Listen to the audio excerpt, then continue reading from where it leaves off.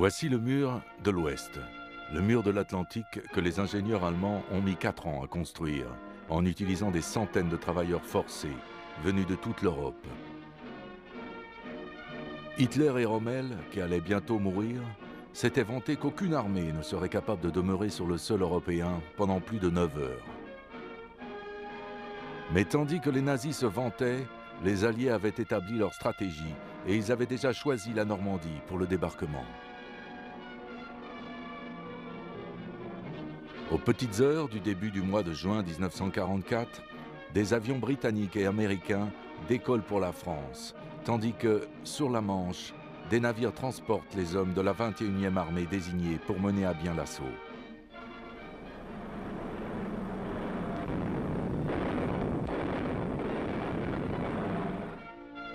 Déjà, les avions alliés bombardaient les défenses allemandes. Et l'artillerie de la marine s'attaquait aux murs d'acier et de béton de la forteresse Europe. Pour le commandement suprême, le général Eisenhower et l'amiral Ramsay, à la tête de la flotte alliée, ces heures sont éprouvantes. La grande machine de guerre est en marche. Rien ne peut plus l'arrêter. Des hommes et des femmes libres du monde entier avaient travaillé sans relâche pour construire cette machine de guerre. Les peuples de l'Europe occupée y avaient placé tous leurs espoirs.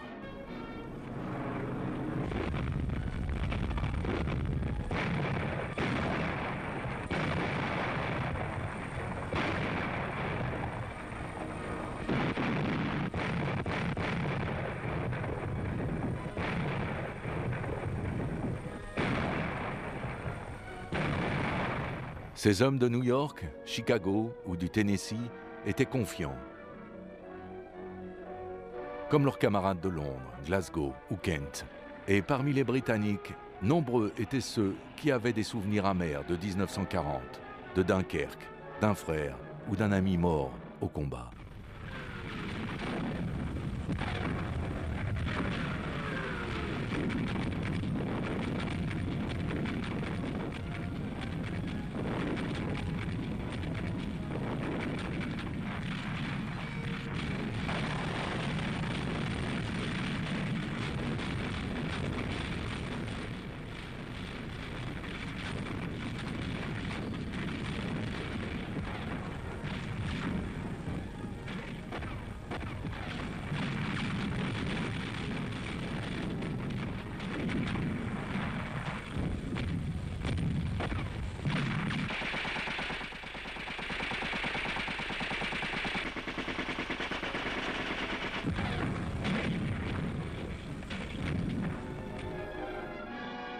Courcelles, Saint-Aubin, Ouistreham, Port-en-Bessin, Saint-Vaast, Arromanches.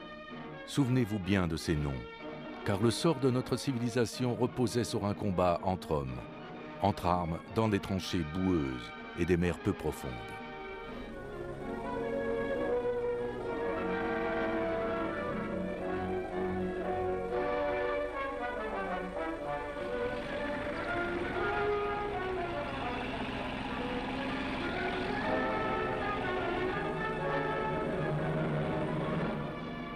Et tandis que les troupes alliées atteignaient la Normandie, une autre bataille avait lieu à l'arrière des lignes allemandes. L'aviation alliée détruisait les lignes de chemin de fer, les routes et les ponts que devaient emprunter les renforts allemands.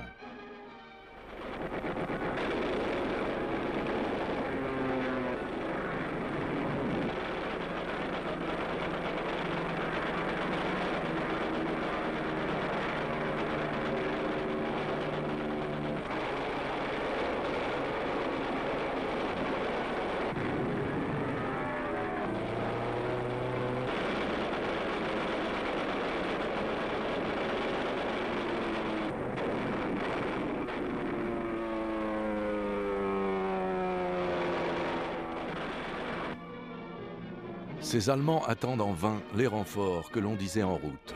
En vain.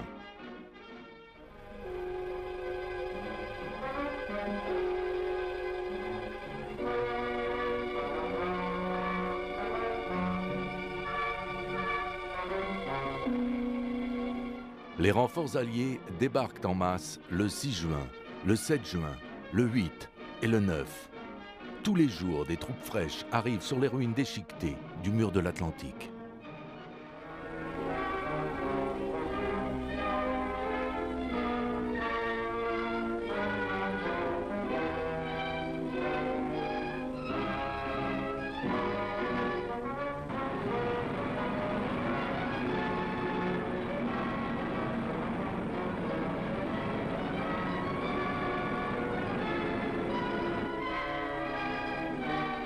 Le 11 juin, le général Montgomery annonce que les Alliés ont gagné les combats sur les plages du débarquement.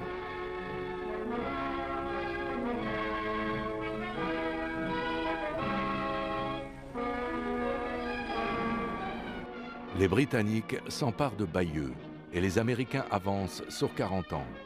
La première phase est terminée. À partir de ce moment, les Alliés ne feront plus qu'avancer.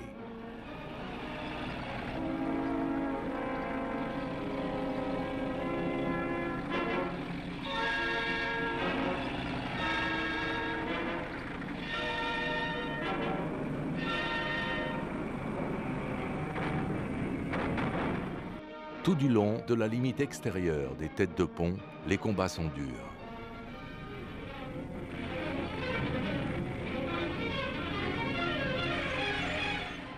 Les blindés se feraient un chemin à travers les champs de mines.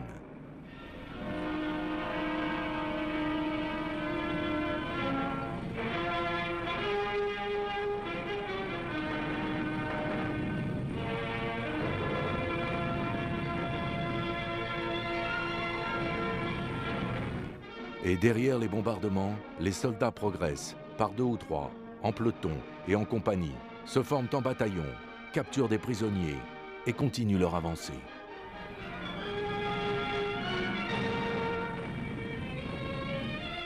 On capture encore davantage de prisonniers.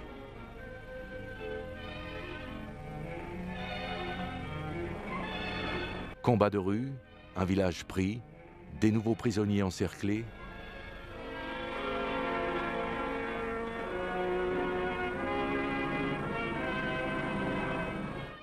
Les troupes avancent en brigade, en division. L'offensive progresse. Les Allemands battent en retraite et laissent derrière eux le chaos et des champs de ruines.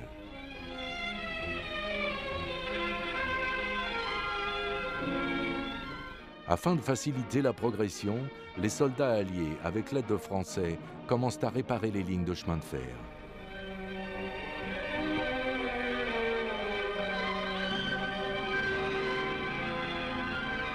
Les soldats du génie commencent à nettoyer les rues des villages et des villes sinistrées.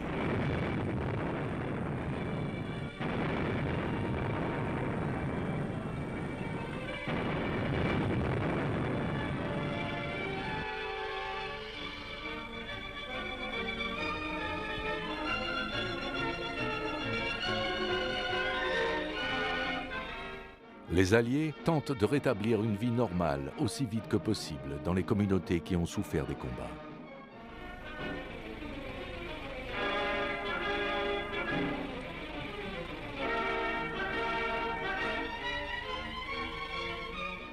De réparer les routes bombardées afin d'accélérer l'acheminement des renforts sur le front.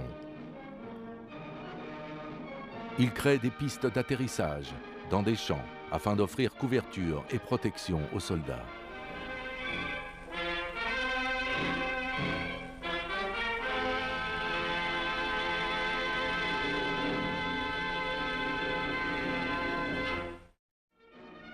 Les 12 et 13 juin, les troupes britanniques et canadiennes mènent une offensive vers la ville de Caen. La résistance allemande est plus forte. C'est dans cette zone de combat que le commandement allemand espère percer la cuirasse britannique. C'est ce calcul qui donne leur chance aux Américains.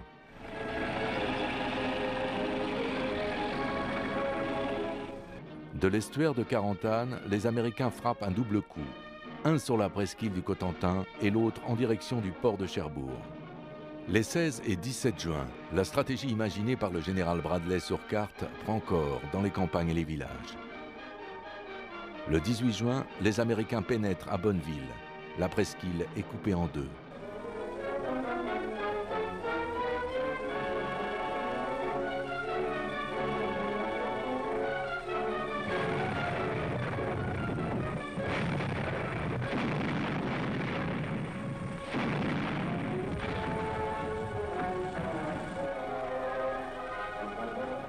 La deuxième offensive est bien engagée.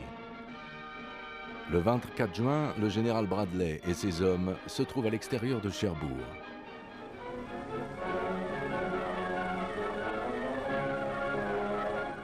Le 25 juin, ils combattent dans les rues de Cherbourg. À chaque coin de rue, un tank allemand.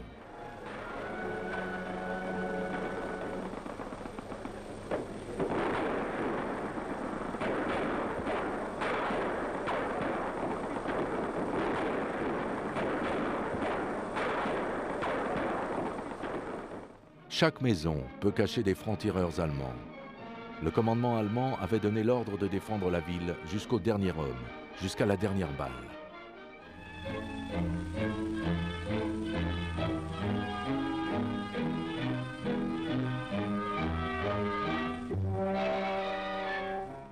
Mais tout comme le Feldmaréchal Paulus à Stalingrad, von Schleiben préfère avoir la vie sauve.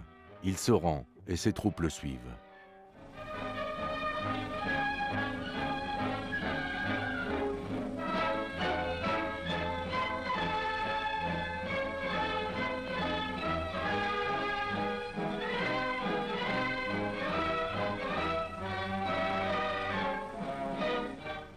Le 26 juin, Cherbourg est libéré. Un port essentiel, le deuxième après Marseille.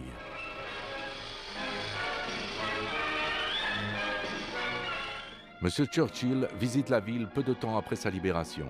Il inspecte les sites construits par les Allemands où ces derniers préparaient leurs armes secrètes contre l'Angleterre. Une des dernières actions menées par les garnisons allemandes fut de détruire les installations portuaires de Cherbourg afin de les rendre inutilisables aux Alliés. Les Allemands savaient que les Alliés avaient besoin d'un port de tout premier ordre afin d'acheminer les tanks, les camions, l'artillerie, les munitions et toutes choses dont une armée avait besoin.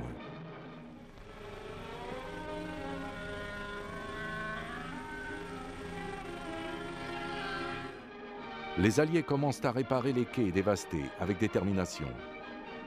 Des travailleurs français se joignent à la tâche. Les Allemands savaient que s'ils parvenaient à empêcher les Alliés de saisir et de remettre en état un grand port, ils pouvaient arrêter l'invasion. Mais les Alliés avaient prévu cette éventualité. Ils avaient construit les ports flottants en Angleterre et les avaient convoyés par la Manche en parties séparées. Les immenses jetées en béton sont placées afin de former des digues et plus de 60 navires se positionnent en ligne afin de former un mur extérieur. De grandes jetées et quais flottants qui montent et descendent selon la marée sont ainsi créés de toutes pièces.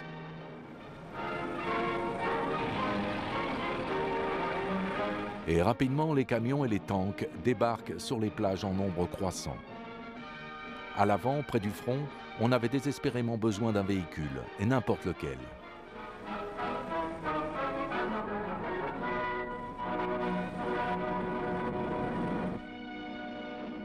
À l'arrière du front, à Cherbourg, la vie reprenait son cours normal. On trouvait à nouveau de la nourriture, les marchés et des informations sur les derniers événements. Les journaux paraissent à nouveau, écrits par le peuple français, enfin libre. Et pour la première fois en 4 ans, les Français peuvent fêter le 14 juillet. De vieux soldats de la Première Guerre mondiale voient les marins américains et français ensemble, un symbole vivant de l'unité entre les nations, une unité qui doit se poursuivre quand la paix sera rétablie.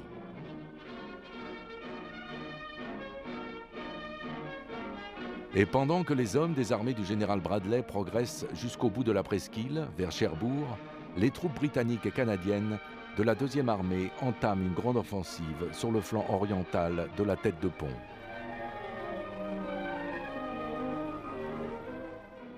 C'est dans la zone de Caen que les Allemands avaient concentré l'essentiel de leurs troupes.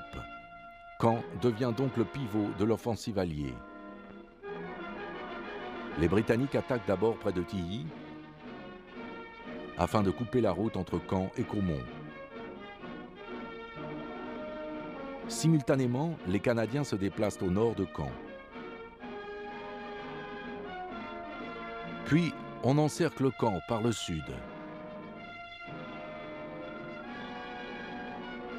Et on sécurise les côtes grâce à une percée vers Troarn.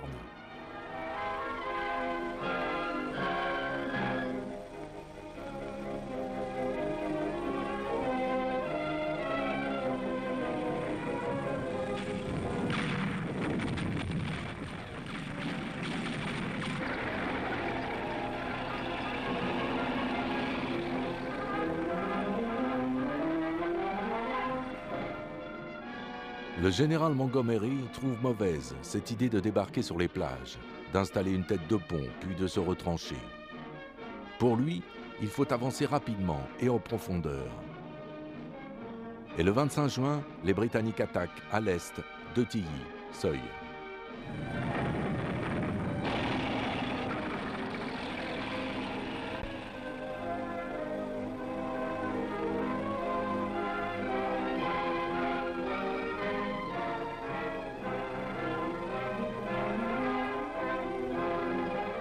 Ils parviennent à franchir la ligne de chemin de fer entre Caen et Villiers-Bocage, à Mouhan.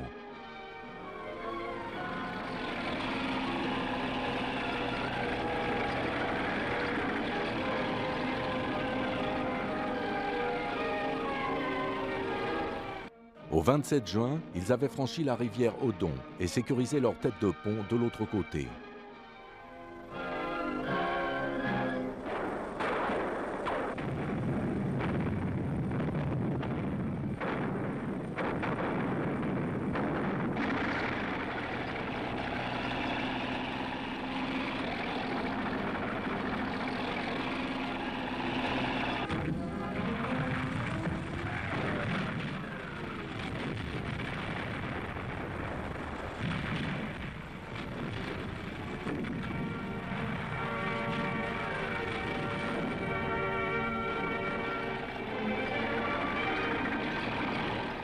La semaine suivante, les Allemands lancent une contre-offensive d'une rare violence. Pas moins de 7 divisions Panzer, y compris une troupe d'élite, sont rappelées du front russe et placées contre les Britanniques sur cet étroit secteur.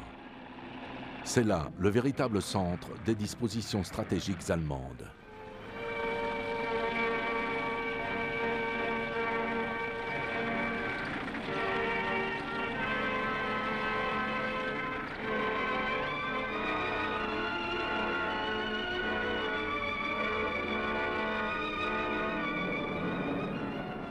Comme les combats gagnent en intensité, les bombardiers britanniques reviennent détruire les blindés allemands.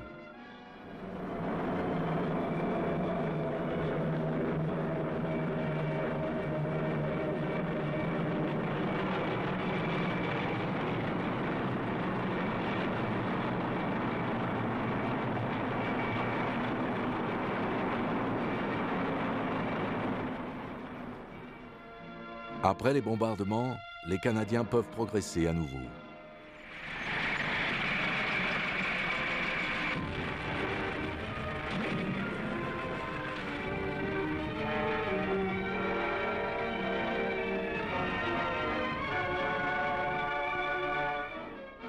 Puis les troupes arrivent en vue de Caen. À ce moment, bien que les pluies torrentielles entravent la libre circulation des troupes, l'avancée se poursuit.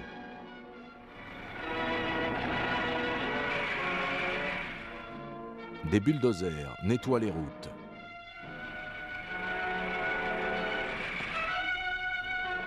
Le 8 juillet, des combats de rue ont lieu à Caen.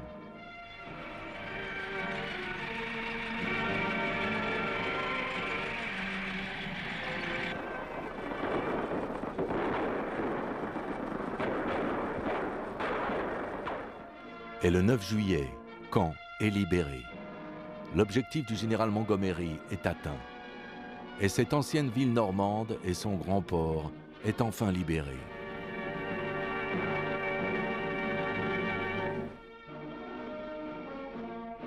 Pendant les combats, une grande partie de la ville est détruite. Des bâtiments par centaines sont anéantis dans la rage des combats. Les habitants qui s'étaient réfugiés dans les villages avoisinants reviennent dans ce qui reste de la ville.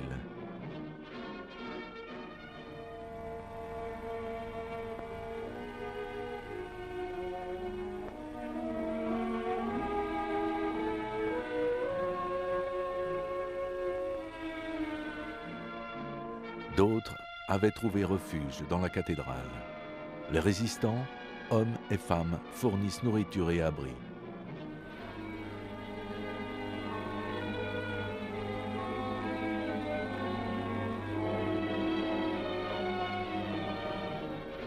Une chose était claire, les Allemands avaient été repoussés et la résistance française ainsi que les troupes françaises et canadiennes s'assuraient que les Allemands ne reviendraient pas.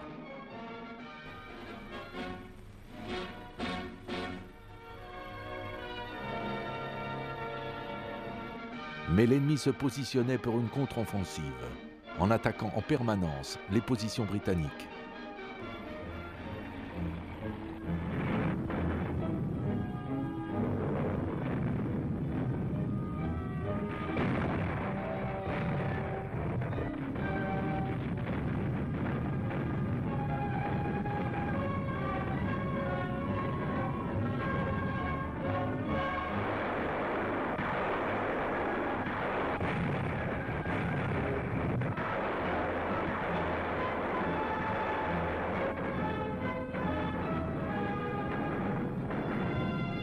Ces attaques allemandes n'aboutissent à rien. Et le 18 juillet, les troupes du général Dempsey avancent à nouveau.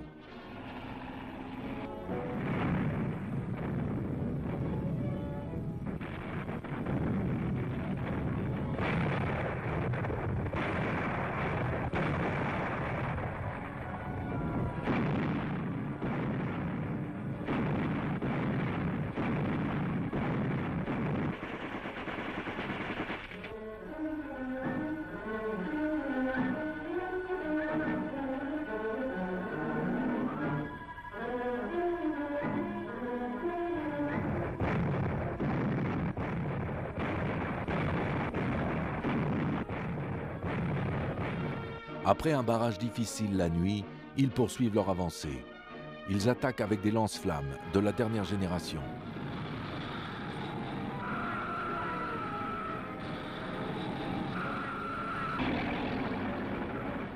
On sécurise les têtes de pont sur l'Orne jusqu'à Troarn.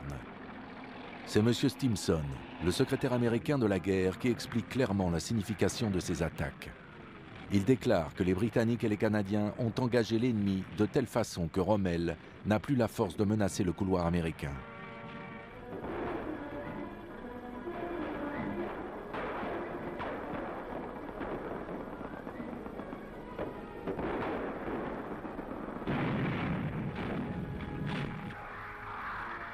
Comme la deuxième armée oblige les Allemands à se replier dans le secteur de Caen, les Allemands lancent leurs bombardiers à l'assaut des villes et villages du sud de l'Angleterre, et surtout contre Londres. Les nazis pensaient que leurs avions robotisés V1 briseraient la volonté de combattre des Britanniques.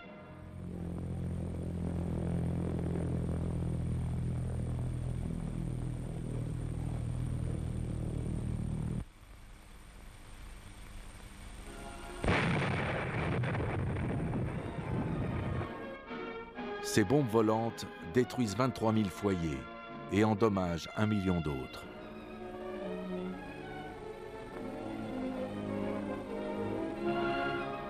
Mais, comme en 1940, le peuple de Londres choisit de ne pas céder. Les mères et les enfants sont placés loin des bombardements et des défenses spéciales sont installées dans le sud de l'Angleterre.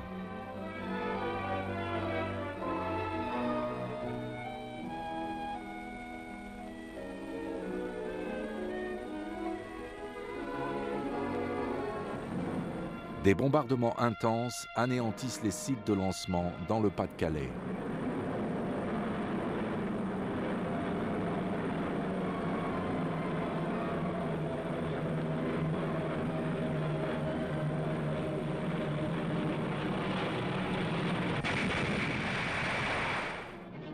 Les batteries anti-aériennes abattent les bombes volantes par centaines.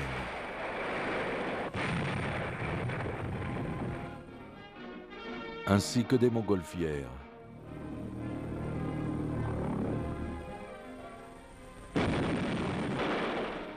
Des chasseurs Tempest les détruisent.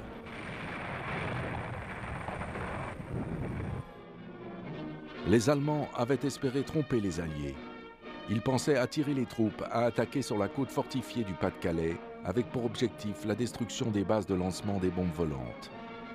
Mais le commandement allié a maintenu son plan stratégique, malgré l'effroi de la population causé par ces bombes volantes. Les Londoniens ont fait face.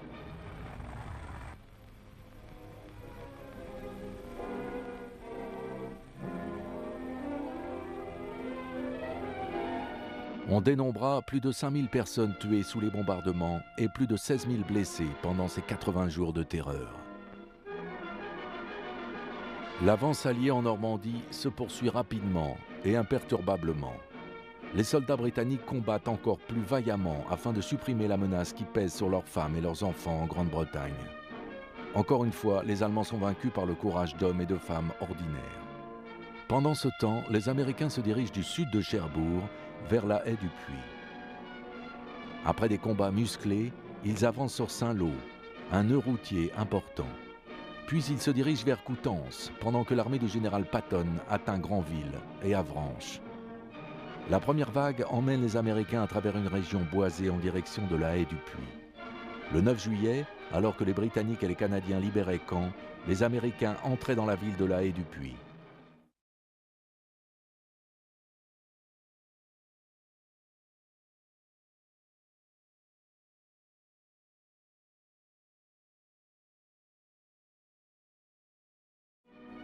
Pendant la semaine qui suit, les Américains rencontrent une résistance effrénée de la part des Allemands. Mais certains signes indiquent que le commandement allemand n'est plus maître de ses propres décisions. Malgré cela, les Allemands combattent avec l'énergie du désespoir.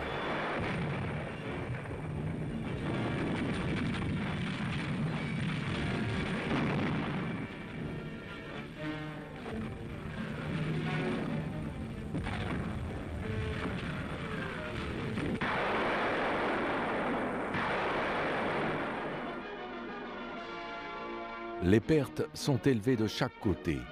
Cependant, les Américains poursuivent leur avancée jusqu'à Saint-Lô, atteint le 16 juillet. Avant de prendre la ville, les combats de rue sont intenses. Grâce au FFI, les Américains parviennent rapidement à retrouver les francs-tireurs allemands.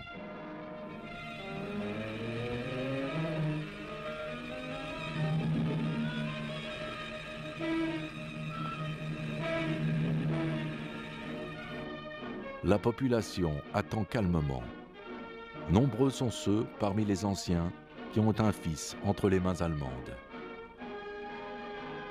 Tandis que les troupes du général Bradley combattent pour Saint-Lô, la 3e armée du général Patton se rassemble en secret pour une attaque. L'ennemi ne s'attend pas à ce que la poussée du général Bradley n'ait pour objectif que de contenir les forces allemandes pendant que le général Patton progresse vers Avranches et Granville.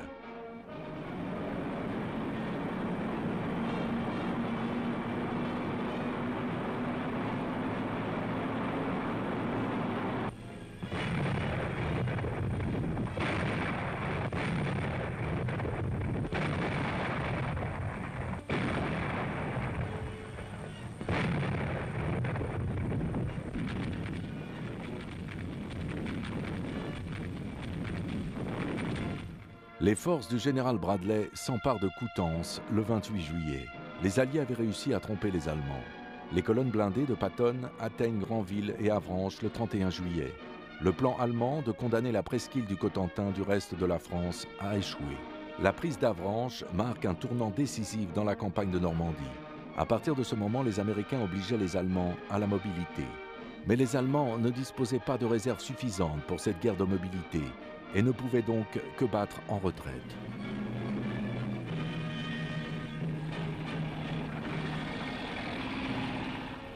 À la base de la presqu'île, les forces américaines se séparent. Une partie se dirige vers Brest, tandis que l'autre part pour l'Orient.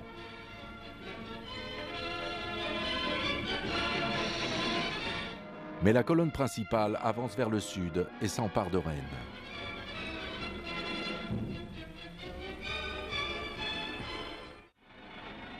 Le 3 août, les Américains entrent dans Rennes. La population avait longtemps attendu et s'était préparée pour ce jour. Elle avait suivi avec inquiétude l'avancement des combats et le jour de la libération était enfin venu.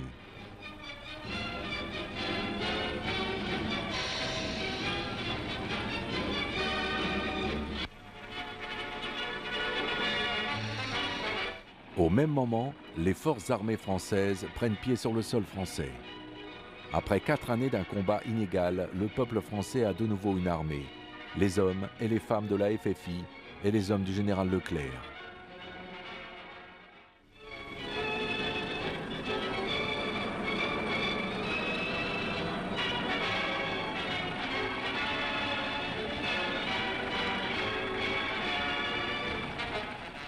Voici l'accueil que la population leur réserva.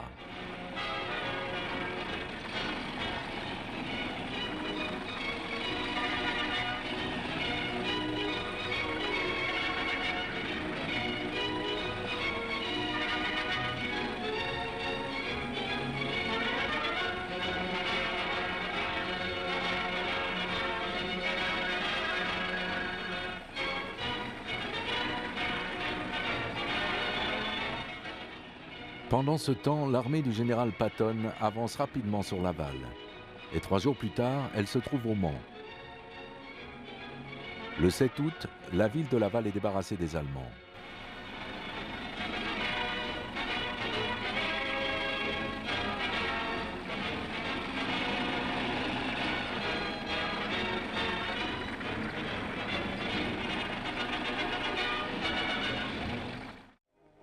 Les Allemands sont en position désespérée. Ils lancent une contre-offensive à Mortain.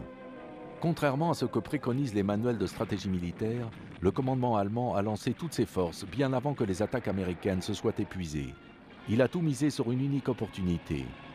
Il a attaqué au point le plus faible entre Mortain et Avranches afin de couper les forces américaines de leur renfort. 4 divisions Panzer sont lancées dans cette attaque.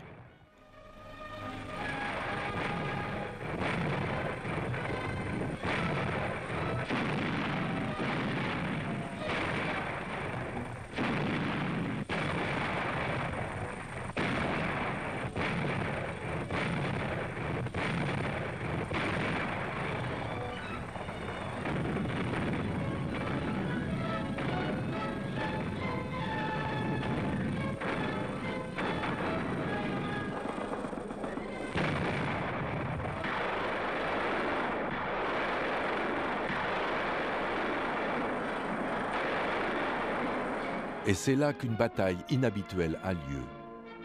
Le commandement allié décide de ne pas fournir de tanks à l'armée du général Patton afin de lutter contre la contre-attaque allemande. Il choisit de détruire la contre-attaque avec des avions Typhoons, lance-missiles. Ce fut une bataille entre des tanks et des avions.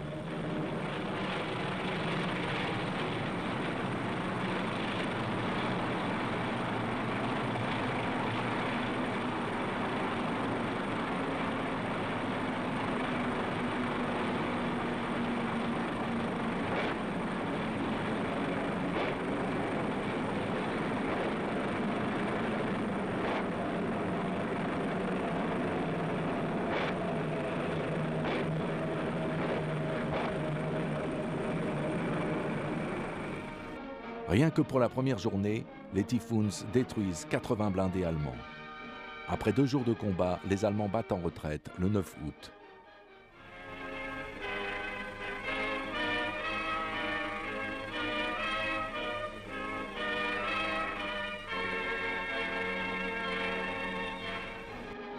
Les tanks américains poursuivent leur avancée. Une partie se dirige vers la Loire, Angers est libérée le 12 août.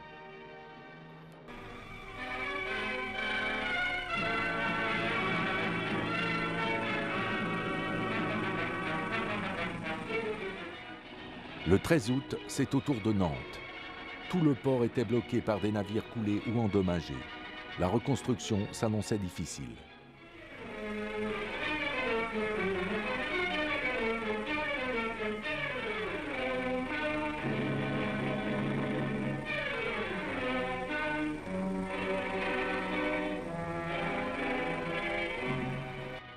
D'autres troupes américaines partent pour Le Mans, Vendôme, Blois et Orléans.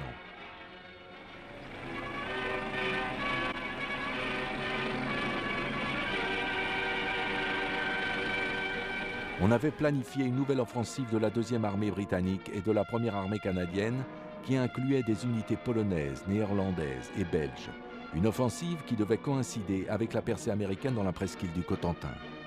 Une mission militaire russe vient voir l'écrasement des Allemands à l'ouest. Les Britanniques et les Américains, pendant leur progression en France, savent que, à l'est, des combats avaient lieu à la frontière orientale, même de la Prusse. Ils savaient que les Russes avaient atteint les frontières de la Tchécoslovaquie et qu'ils avançaient sur la Roumanie.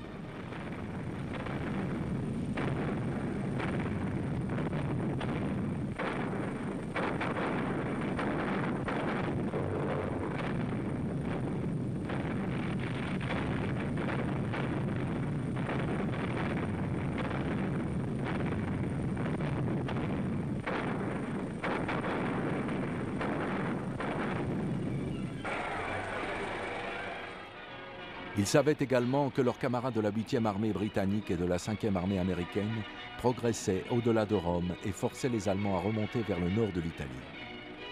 Ainsi, de toutes parts, à l'ouest, au sud, à l'est, les Alliés avançaient inexorablement vers l'Allemagne.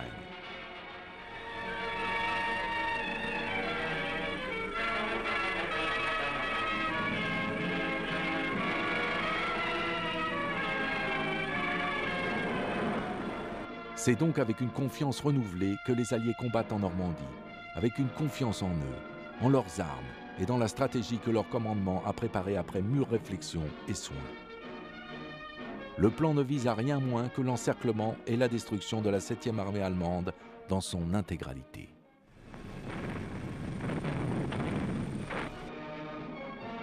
Les Britanniques avancent sur la rivière Vire. Les Canadiens doivent attaquer sur la route des falaises et les Américains doivent avancer du Mans vers Argentan. Puis les Britanniques doivent rejoindre les Américains près d'Argentan.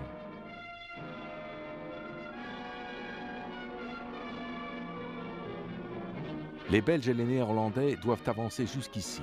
Les Américains et les Français prennent ces directions pour rejoindre les Polonais afin de prendre l'ennemi au piège. La première phase du plan commence le 1er août avec un régiment britannique. À ce moment, le général Eisenhower reconnaît qu'il y avait une possibilité certaine, mais fragile, d'une victoire alliée.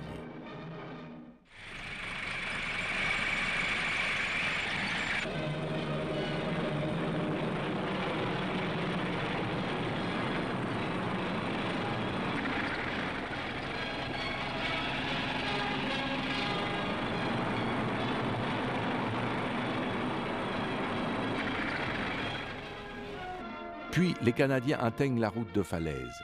Des centaines de tanks avancent dans l'offensive.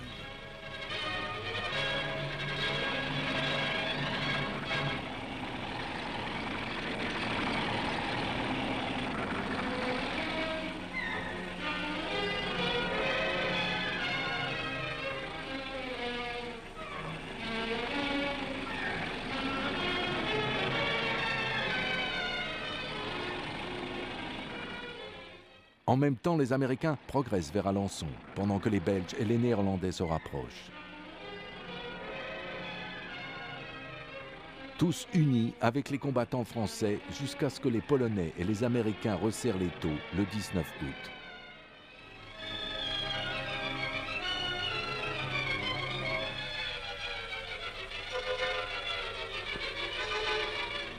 Le plan réussit. La 7e armée allemande est repoussée dans une zone réduite d'où elle ne peut s'échapper. Les Allemands qui ne se rendent pas sont tués. Les autres marchent vers des camps de prisonniers. En tout, 92 000 prisonniers sont capturés entre le 10 et le 25 août.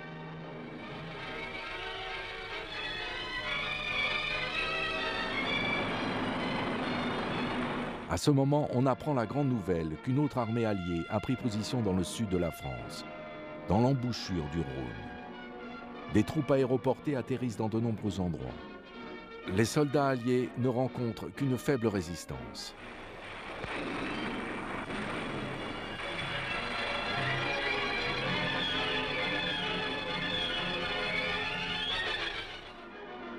La nouvelle de la défaite de la 7e armée démoralise complètement les Allemands dans le sud de la France, qui finissent par se rendre.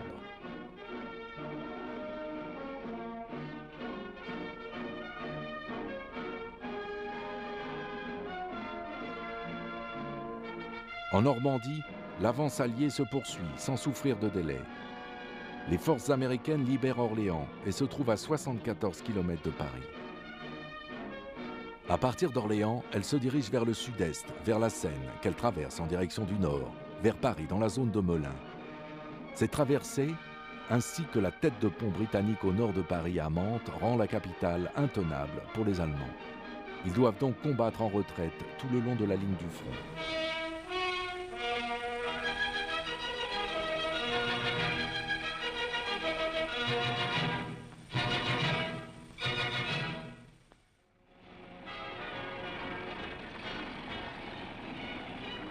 Les rues de Paris sont vides au petit matin.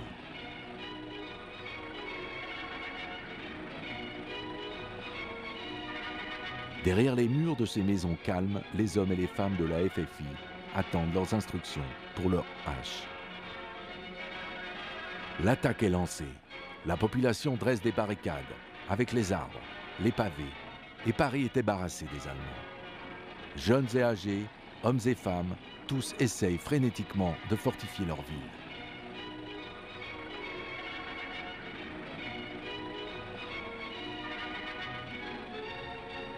Les brigades volantes de la FFI s'emparent de l'île de la Cité.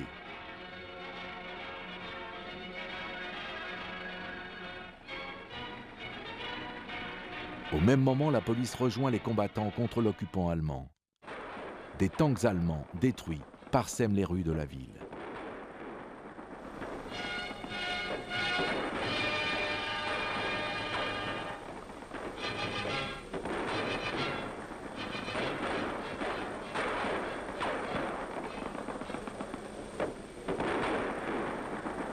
Les citoyens de Paris sortent leurs armes cachées.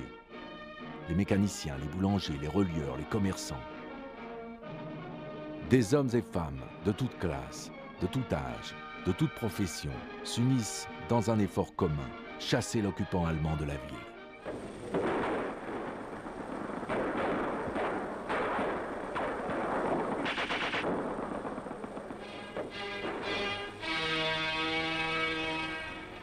On ne peut que louer les hommes et les femmes de la Croix-Rouge qui vont aider ou soigner les blessés à même la rue, les pavés.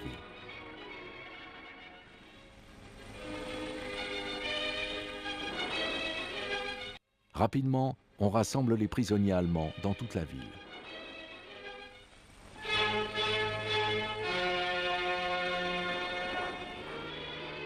D'autres essayent de fuir, mais les hommes de la FFI leur lancent des grenades.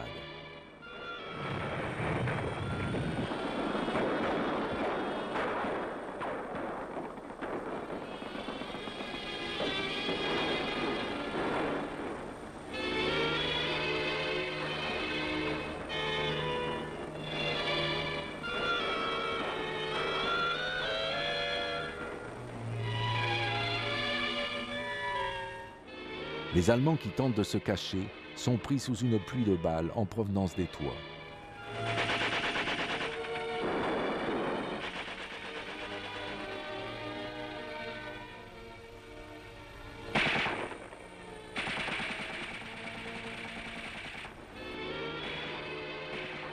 Certaines viennent de leurs propres armes, des armes qui viennent renforcer celles des combattants.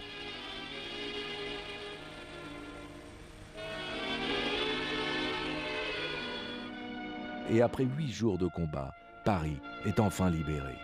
Les journées terribles de 1940, l'humiliation des années d'occupation sont presque oubliées quand le drapeau tricolore flotte à nouveau sur les toits de Paris. De toutes parts, du sud au nord, d'Orléans à Chartres, les Alliés se rapprochent de Paris. Et rapidement, ils arrivent en banlieue, à travers le bois de Boulogne. Et les premiers soldats alliés parviennent au cœur de Paris. Nous n'oublierons pas les scènes que voici. Mais la libération de Paris n'était pas encore achevée. Des francs-tireurs allemands et des collaborateurs tenaient encore des appartements, des écoles, des bureaux dans tout Paris. Mais on les encerclait méthodiquement.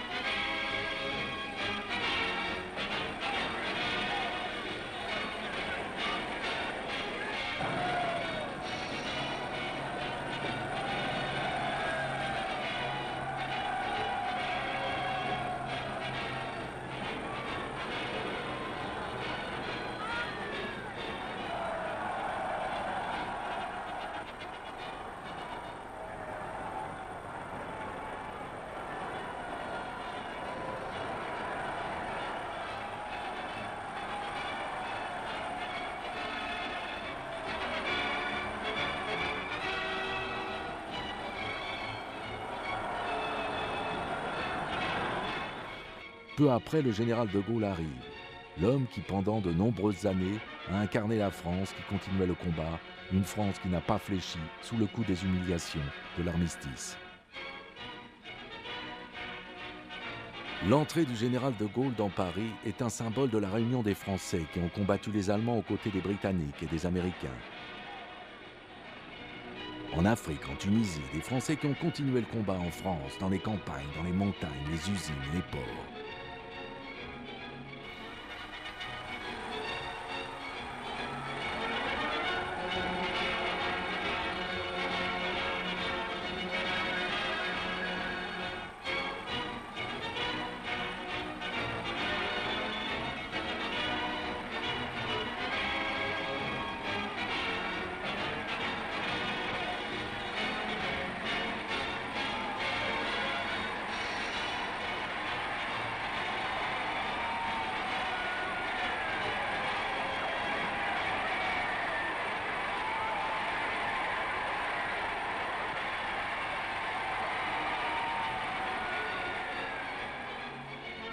À ce grand moment de l'histoire de France, les Allemands tentent d'assassiner le général de Gaulle. Des toits des bâtiments avoisinants, ils le prennent pour cible, alors qu'il monte en voiture. Les chars d'assaut font feu, tandis que la foule se disperse et cherche refuge.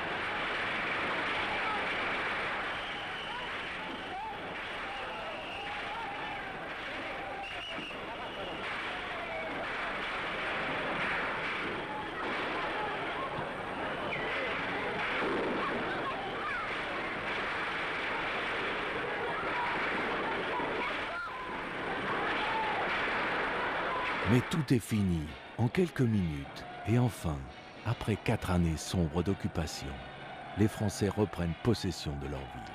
On les voit rire, pleurer de joie. Ils se tiennent bras dessus, bras dessous, avec les soldats alliés. Paris est libéré.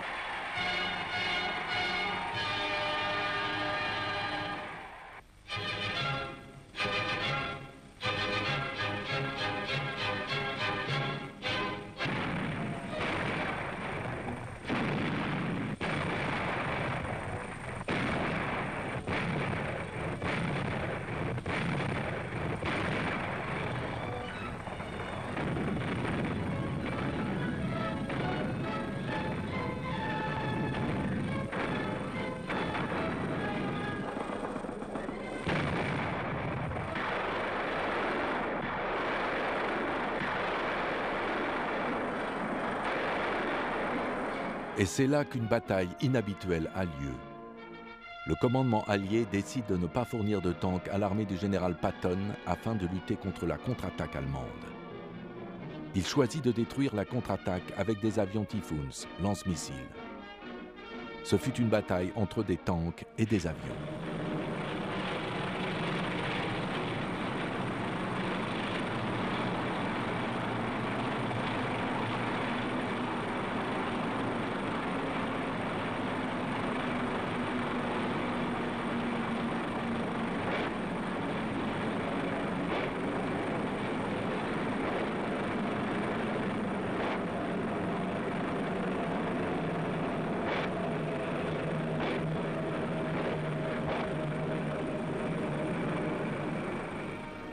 Rien que pour la première journée, les Typhoons détruisent 80 blindés allemands.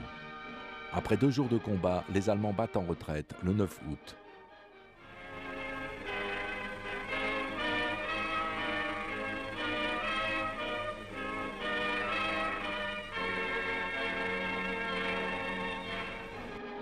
Les tanks américains poursuivent leur avancée. Une partie se dirige vers la Loire. Angers est libéré le 12 août.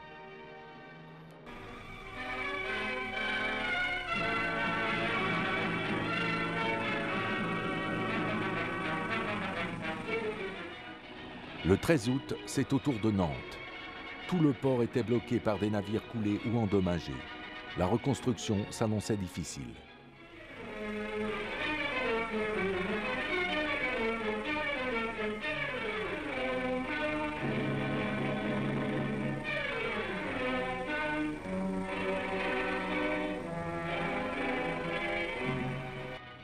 D'autres troupes américaines partent pour Le Mans, Vendôme, Blois et Orléans.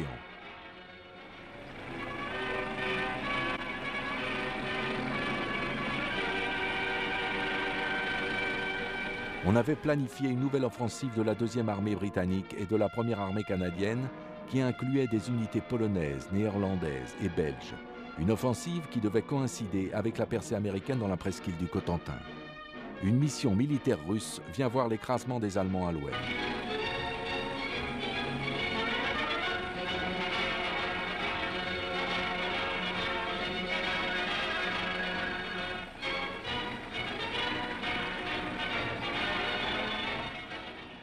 Pendant ce temps, l'armée du général Patton avance rapidement sur Laval. Et 3 jours plus tard, elle se trouve au Mans. Le 7 août, la ville de Laval est débarrassée des Allemands.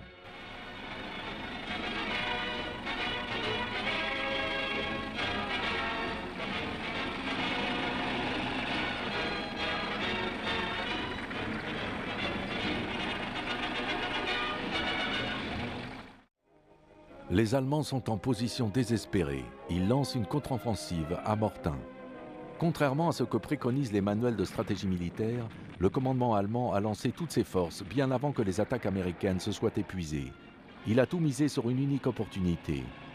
Il a attaqué au point le plus faible entre Mortain et Avranches afin de couper les forces américaines de leur renfort. 4 divisions Panzer sont lancées dans cette attaque.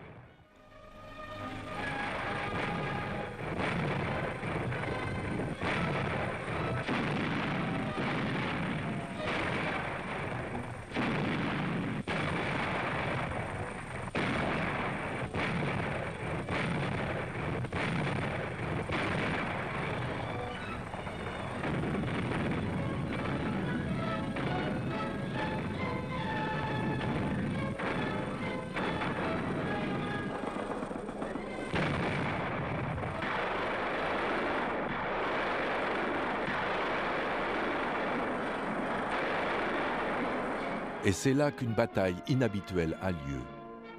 Le commandement allié décide de ne pas fournir de tanks à l'armée du général Patton afin de lutter contre la contre-attaque allemande. Il choisit de détruire la contre-attaque avec des avions Typhoons, lance-missiles. Ce fut une bataille entre des tanks et des avions.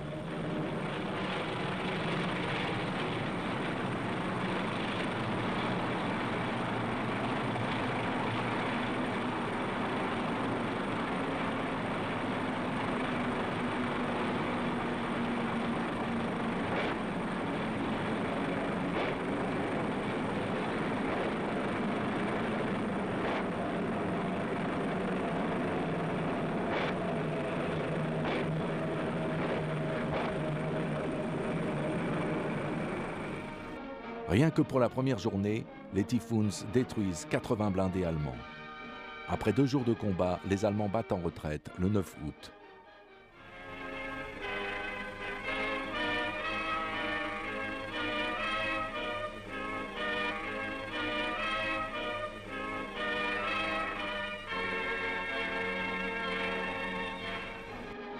Les tanks américains poursuivent leur avancée. Une partie se dirige vers la Loire. Angers est libéré le 12 août.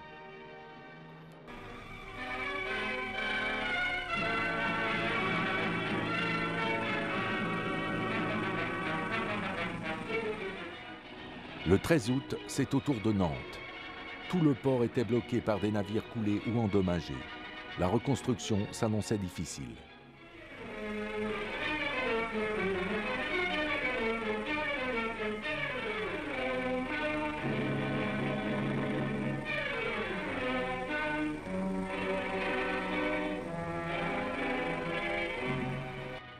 D'autres troupes américaines partent pour Le Mans, Vendôme, Blois et Orléans.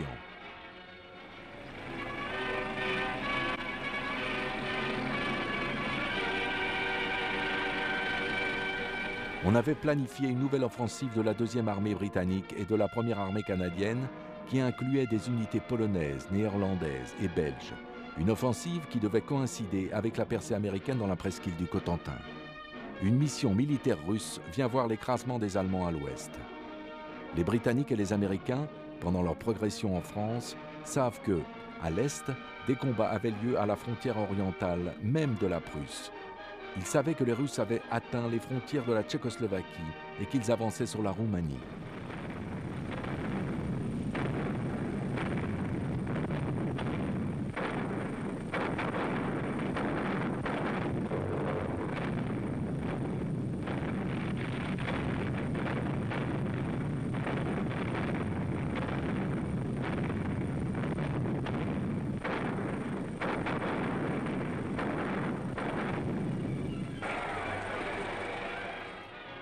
Ils savaient également que leurs camarades de la 8e armée britannique et de la 5e armée américaine progressaient au-delà de Rome et forçaient les Allemands à remonter vers le nord de l'Italie. Ainsi, de toutes parts, à l'ouest, au sud, à l'est, les Alliés avançaient inexorablement vers l'Allemagne.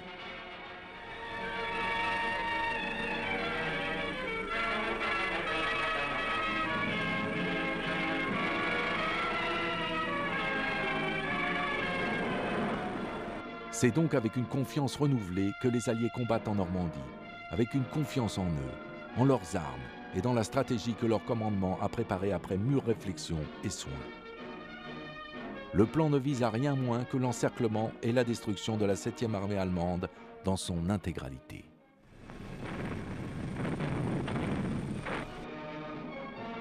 Les Britanniques avancent sur la rivière, vires et femmes fournissent nourriture et abri.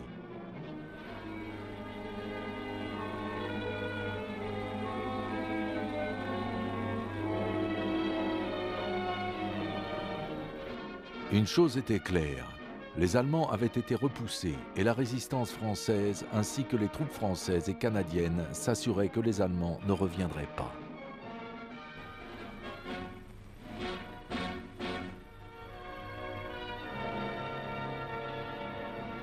Mais l'ennemi se positionnait pour une contre-offensive, en attaquant en permanence les positions britanniques.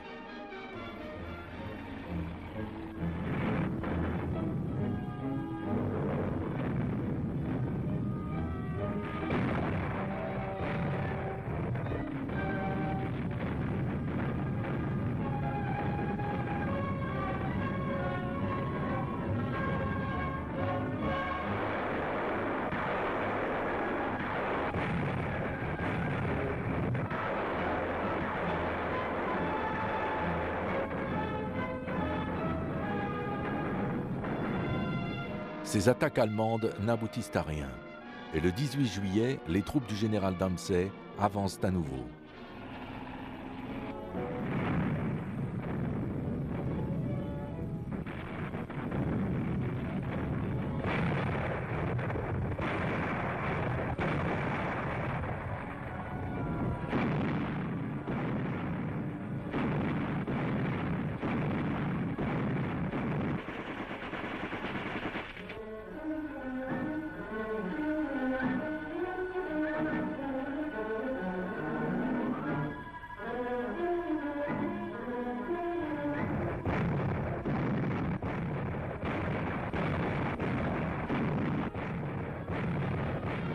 Après un barrage difficile la nuit, ils poursuivent leur avancée.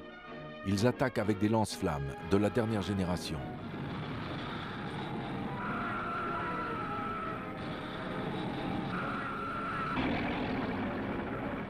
On sécurise les têtes de pont sur l'Orne jusqu'à Troarn.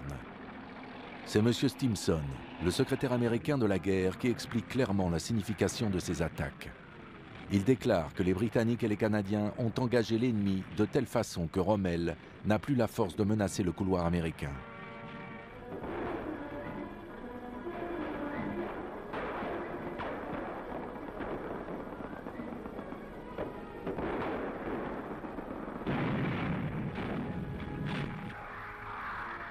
Comme la deuxième armée oblige les Allemands à se replier dans le secteur de Caen, les Allemands lancent leurs bombardiers à l'assaut des villes et villages du sud de l'Angleterre, et surtout contre...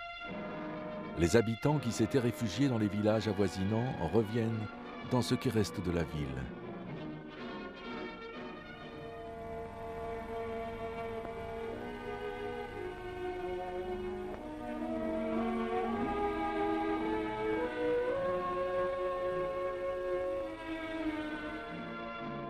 D'autres avaient trouvé refuge dans la cathédrale. Les résistants, hommes et femmes, fournissent nourriture et abri.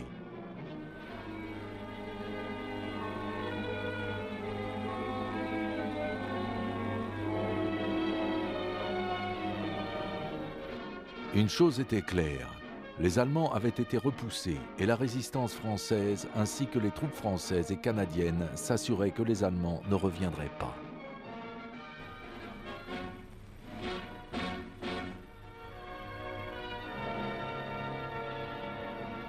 Mais l'ennemi se positionnait pour une contre-offensive, en attaquant en permanence les positions britanniques.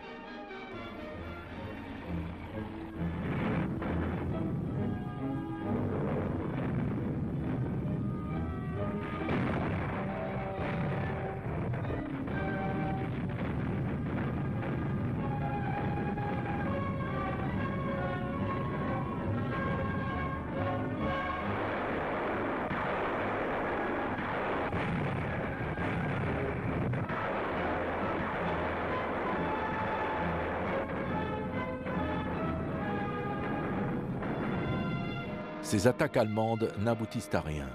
Et le 18 juillet, les troupes du général Dempsey avancent à nouveau.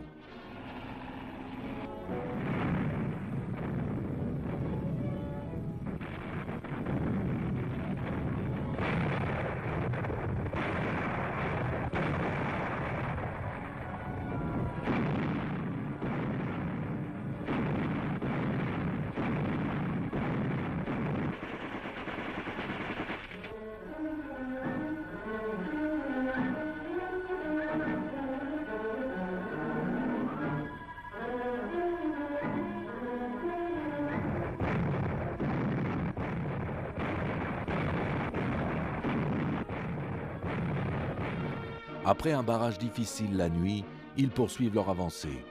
Ils attaquent avec des lance-flammes de la dernière génération.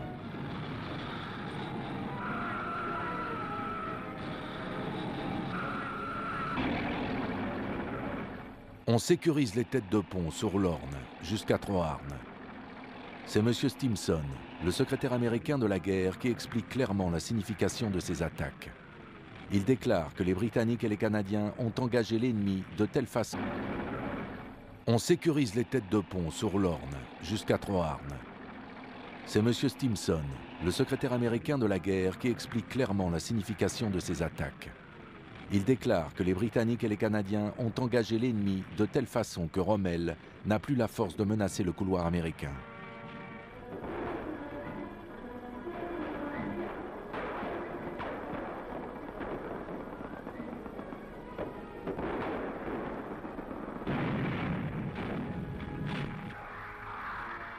Comme la deuxième armée oblige les Allemands à se replier dans le secteur de Caen, les Allemands lancent leurs bombardiers à l'assaut des villes et villages du sud de l'Angleterre, et surtout contre Londres.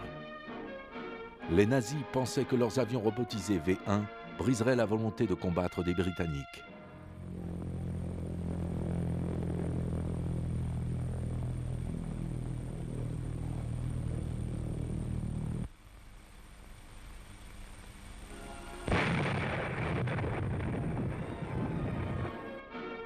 Ces bombes volantes détruisent 23 000 foyers et endommagent 1 million d'autres.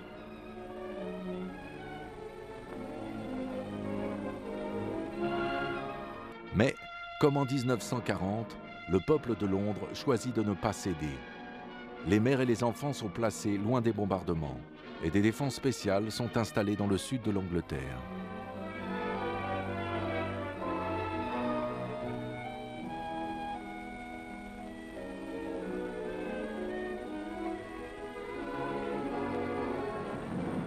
Des bombardements intenses anéantissent les sites de lancement dans le Pas-de-Calais.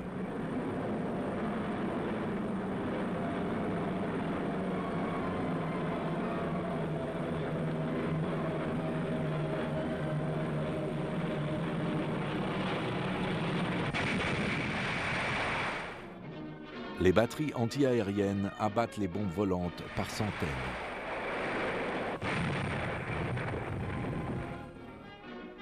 Ainsi que des montgolfières.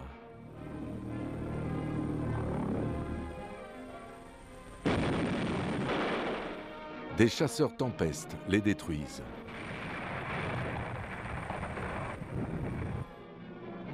Les Allemands avaient espéré tromper les Alliés. Ils pensaient attirer les troupes à attaquer sur la côte fortifiée du Pas-de-Calais, avec pour objectif la destruction des bases de lancement des bombes volantes. Mais le commandement allié a maintenu son plan stratégique, malgré l'effroi de la population causé par ces bombes volantes. Les Londoniens ont fait face.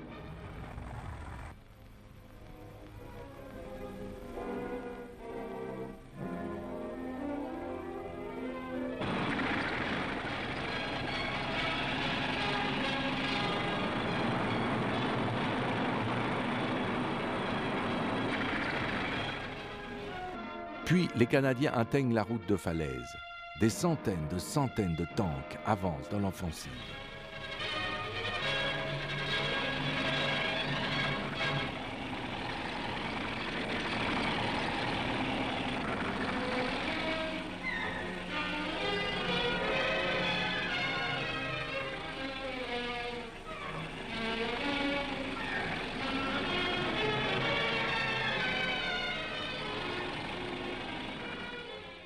En même temps, les Américains progressent vers Alençon, pendant que les Belges et les Néerlandais se rapprochent. Tous unis avec les combattants français jusqu'à ce que les Polonais et les Américains resserrent l'étau le 19 août.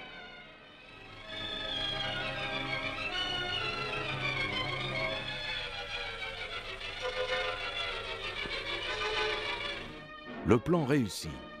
La 7e armée allemande est repoussée dans une zone réduite d'où elle ne peut s'échapper. Les Allemands qui ne se rendent pas sont tués. Les autres marchent vers des camps de prisonniers. En tout, 92 000 prisonniers sont capturés entre le 10 et le 25 août.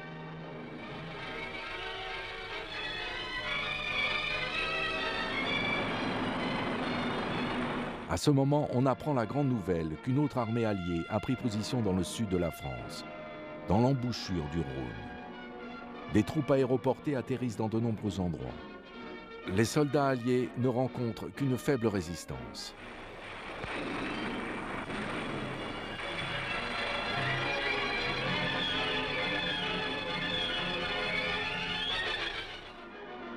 La nouvelle de la défaite de la 7e armée démoralise complètement les Allemands dans le sud de la France, qui finissent par se rendre.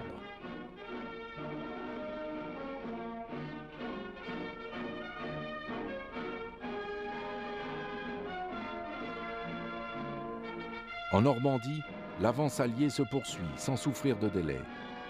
Les forces américaines libèrent Orléans et se trouvent à 74 km de Paris. À partir d'Orléans, elle se dirige vers le sud-est, vers la Seine, qu'elle traverse en direction du nord, vers Paris, dans la zone de Melun. Cette traversée, ainsi que la tête de pont britannique au nord de Paris à Mantes, rend la capitale intenable pour les Allemands. Ils doivent donc combattre en retraite tout le long de la ligne du front.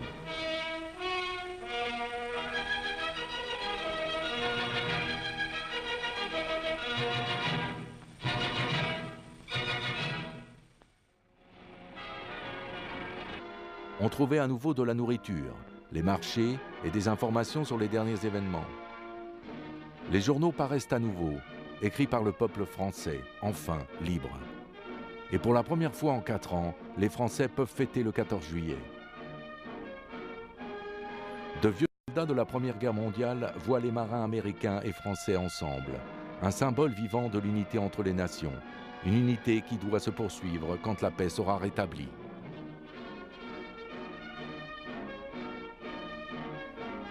Et pendant que les hommes des armées du général Bradley progressent jusqu'au bout de la presqu'île, vers Cherbourg, les troupes britanniques et canadiennes de la 2e armée entament une grande offensive sur le flanc oriental de la tête de pont.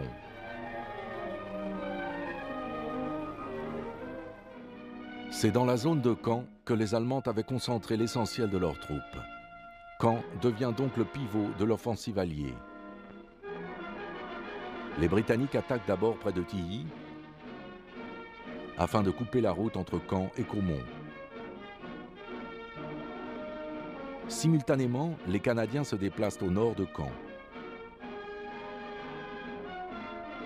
Puis, on encercle Caen par le sud. Et on sécurise les côtes grâce à une percée vers Troarn.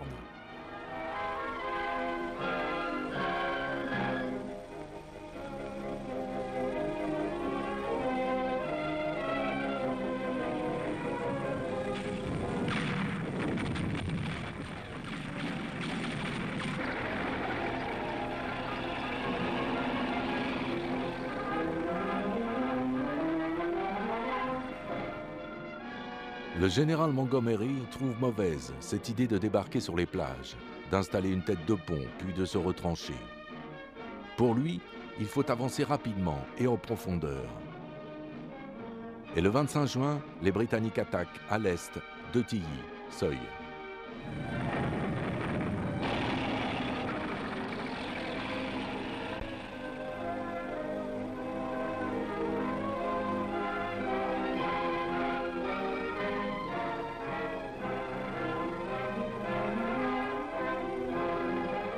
Ils parviennent à franchir la ligne de chemin de fer entre Caen et Villiers-Bocage, à Mouhan.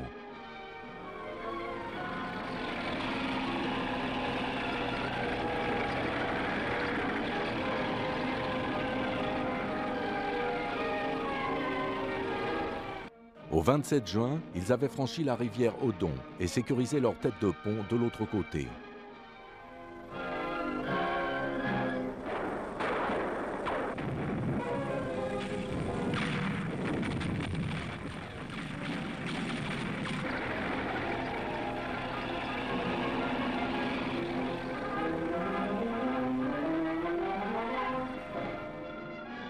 Le général Montgomery trouve mauvaise cette idée de débarquer sur les plages, d'installer une tête de pont, puis de se retrancher. Pour lui, il faut avancer rapidement et en profondeur. Et le 25 juin, les Britanniques attaquent à l'est de Tilly, Seuil.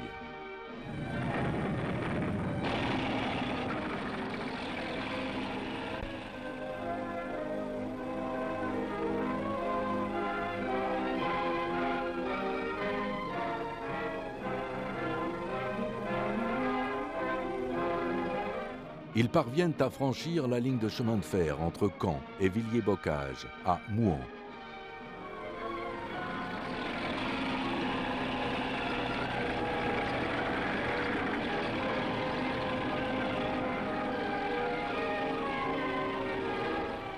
Au 27 juin, ils avaient franchi la rivière Odon et sécurisé leur tête de pont de l'autre côté.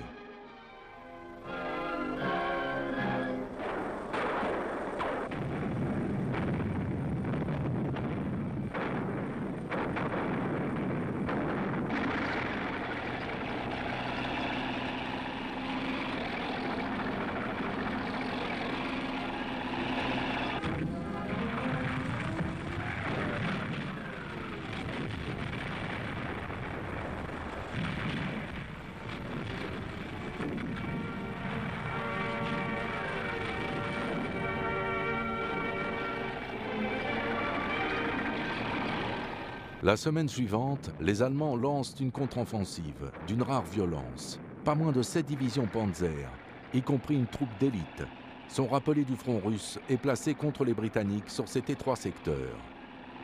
C'est là le véritable centre des dispositions stratégiques allemandes.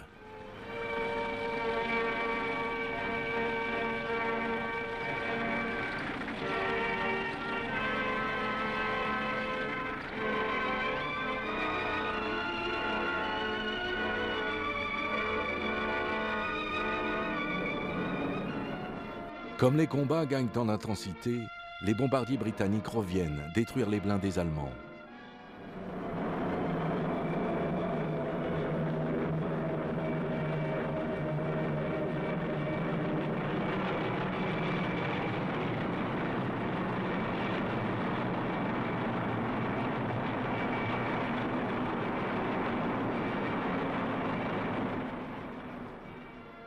La presqu'île est coupée en deux.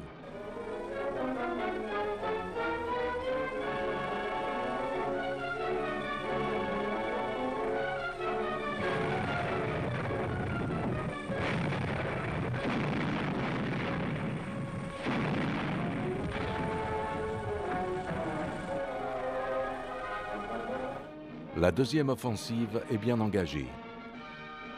Le 24 juin, le général Bradley et ses hommes se trouvent à l'extérieur de Cherbourg.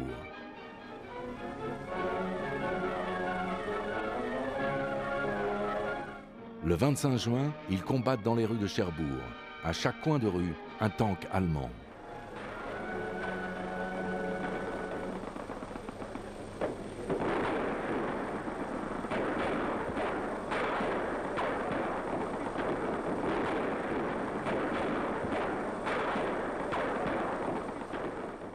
Chaque maison peut cacher des francs-tireurs allemands.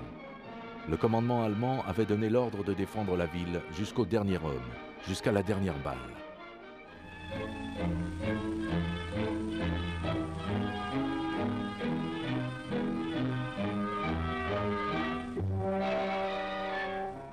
Mais tout comme le Feldmaréchal Paulus à Stalingrad, von Schleiben préfère avoir la vie sauve.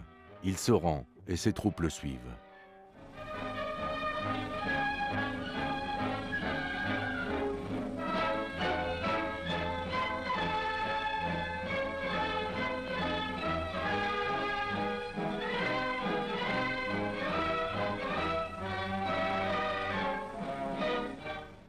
Le 26 juin, Cherbourg est libéré. Un port essentiel, le deuxième après Marseille.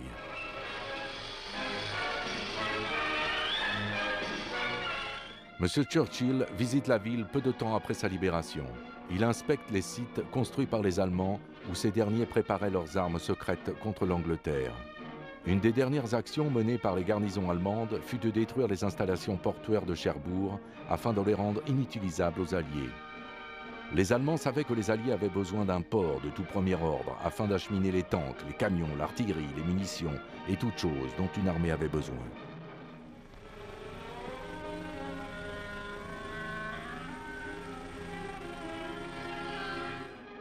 Les Alliés commencent à réparer les quais dévastés avec détermination. Des travailleurs français se joignent à la tâche. Les Allemands savaient que s'ils parvenaient à empêcher les Alliés de saisir et de remettre en état un grand port, ils pouvaient arrêter l'invasion. Mais les Alliés avaient prévu cette éventualité. Ils avaient construit les ports flottants en Angleterre. Tout du long de la limite extérieure des têtes de pont, les combats sont durs.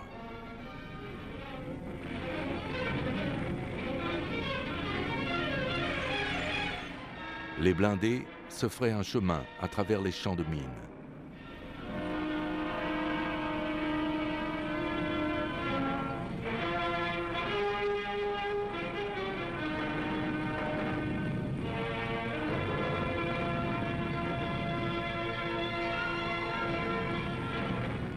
Et derrière les bombardements, les soldats progressent, par 2 ou 3, en peloton et en compagnie, se forment en bataillon, capturent des prisonniers et continuent leur avancée.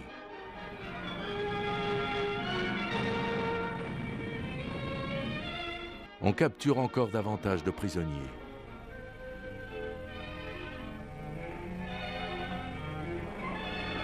Combat de rue, un village pris, des nouveaux prisonniers encerclés.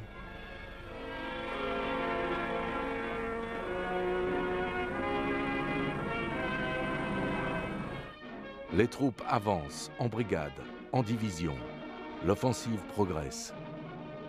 Les Allemands battent en retraite et laissent derrière eux le chaos et des champs de ruines.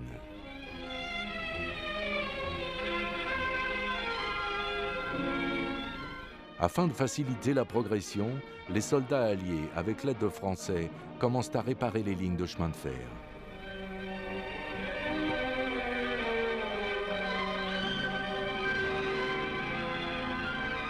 Les soldats du génie commencent à nettoyer les rues des villages et des villes sinistrées.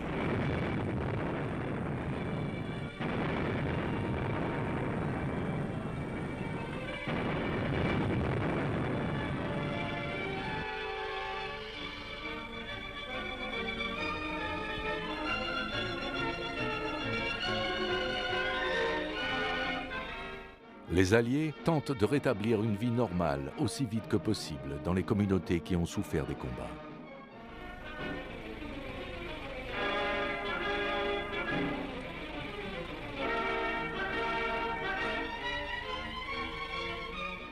de réparer les routes bombardées afin d'accélérer l'acheminement des renforts sur le front. Il crée des pistes d'atterrissage dans des champs afin d'offrir couverture et protection aux soldats.